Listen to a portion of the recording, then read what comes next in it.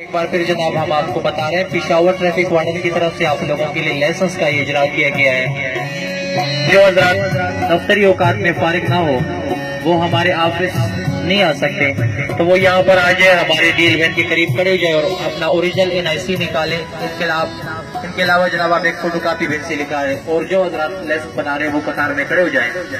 Motor cycle اور motor car کی جو ابتدائی فیس ہے 340 روپے، اس کے علاوہ جناب موٹر سائیکل، موٹر کار اور LTV کی جو وہ ہے 340۔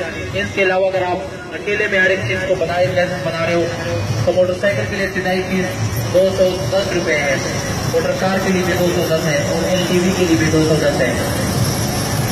یہ فائدہ آپ اٹھا سکتے ہیں ہمارے ڈیل وین سے۔